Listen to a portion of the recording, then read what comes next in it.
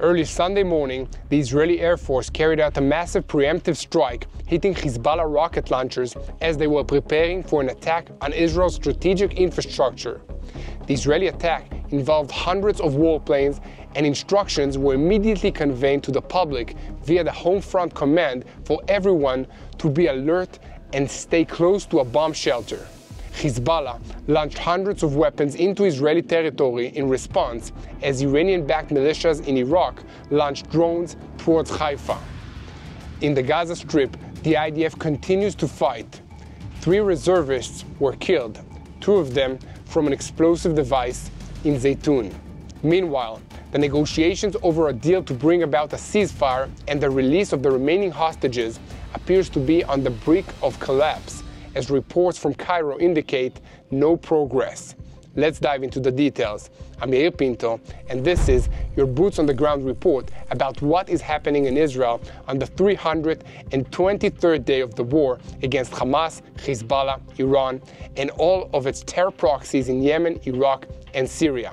And behind me, you see one of the Israeli houses that was directly hit by a Hezbollah missile. The last 24 hours have seen tremendous escalation of kinetic activity on the northern front, with Israel getting in the first punch with a preemptive strike early Sunday morning. The preemptive strike thwarted the plans of Hezbollah to launch a surprise attack of their own, targeting Israeli strategic facilities, military bases, and perhaps even Ben Gurion International Airport. As it was, they managed to fire hundreds of rockets at civilian communities in the Galilee, the Golan Heights, alongside firing also at Akko, Ein HaMifratz, Ma'alot, and Tzfat.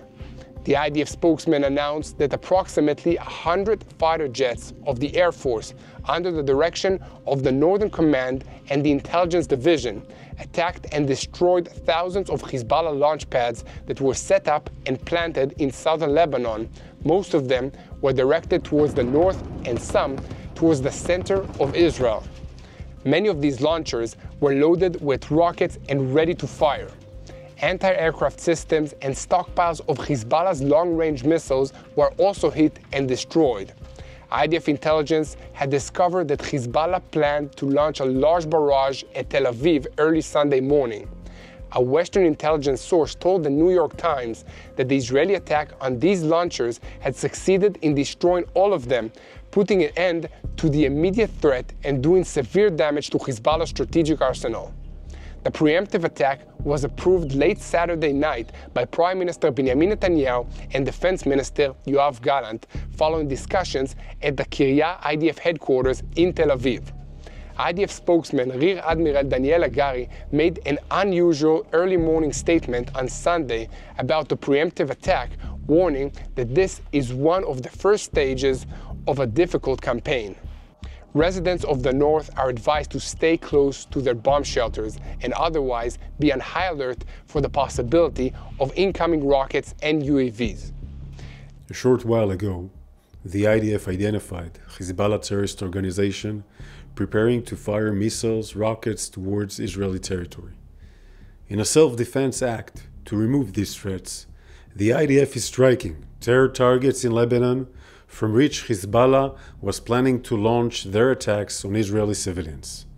According to Hagari, in the near future, Hezbollah will launch rockets and possibly missiles and unmanned aerial vehicles towards the territory of the State of Israel. The Air Force was ready to immediately launch an elaborate operation mechanism, and accordingly, we began an operation to remove the threat in any area we identified it. There are several such focal points in southern Lebanon. We understand that we will encounter rockets, drones, and possibly missiles as well. It is highly probable that we will encounter various types of threats on the home front.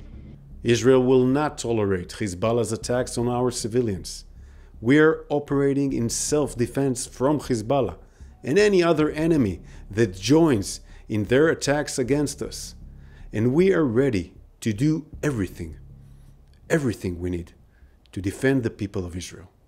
About 45 minutes later, Hezbollah began launching heavy barrages of rockets, declaring that this is the response to the elimination of Wad Shukar. We have completed the first phase. This is according to Hezbollah. It is very important for you to understand the situation that Israel is facing. Hezbollah is a dangerous and insidious enemy that has been threatening Israel's northern border for decades.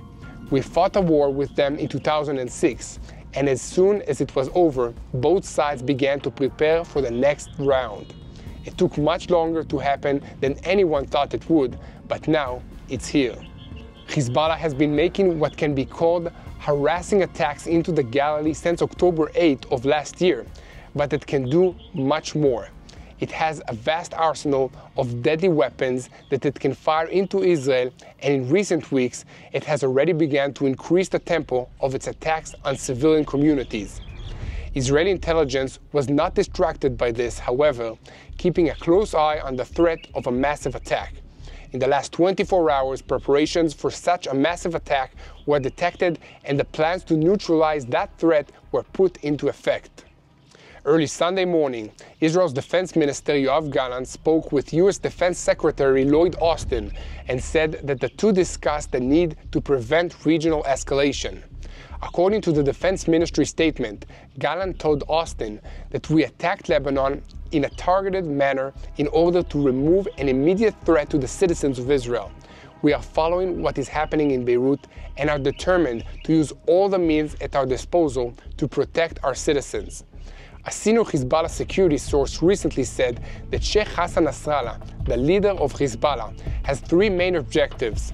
They are deterring Israel from continuing assassinations at the top of the organization, creating a geographic equation according to which Beirut threatens Tel Aviv, and an action that will not lead to an Israeli response, which will result in a deterioration into a regional war. We will have to see how much of Nasrallah's plans and objectives will continue in the new situation. In any case, they began launching large numbers of rockets and missiles into the Galilee shortly after the Israeli attack began, prompting the IDF Home Front Command to issue directives to the civilian population banning large public gatherings in areas north of Gush Dan, that's the center of Israel. However, most normal activities, such as work and educational gatherings, are still permitted, as long as the residents are able to carry them out without moving too far away from a bomb shelter. Here at TBN Israel, we will continue to report on any developments going forward. So please subscribe to this YouTube channel and follow us on social media by searching TBN Israel. Switching our focus to the Gaza Strip, there was heavy fighting in several areas, leading to 3 IDF soldiers killed in action over the weekend. The circumstances of their deaths is still being investigated, but a preliminary report gives us some details. According to this report, early Saturday morning, there was an attempt made by soldiers of Division 252 to enter a building in the Zaytun neighborhood of Gaza City. As they were approaching the building, Hamas terrorists inside detected their approach and set off an explosive device, killing 3 soldiers and wounding several others. The Airforce quickly evacuated the wounded in helicopters, bringing them to hospitals in central Israel for emergency treatment. Meanwhile, soldiers from the 7th Division are fighting on the outskirts of Deir el-Balach. They have recorded several tactical victories, destroying terrorist infrastructures, eliminating terrorist fighters, and capturing large quantities of weapons, ammunition, and intelligence materials. Soldiers from the Ya'alam Combat Engineering Battalions and the 82nd Battalion also located and destroyed a 500-meter-long tunnel of the Palestinian Islamic Jihad terrorist organization. Also notable was the elimination of Taha Abu Nada, a terrorist in the production headquarters of the terrorist organization Hamas. This evil man was a key figure in the Hamas production team of weapons meant to attack Israeli civilians.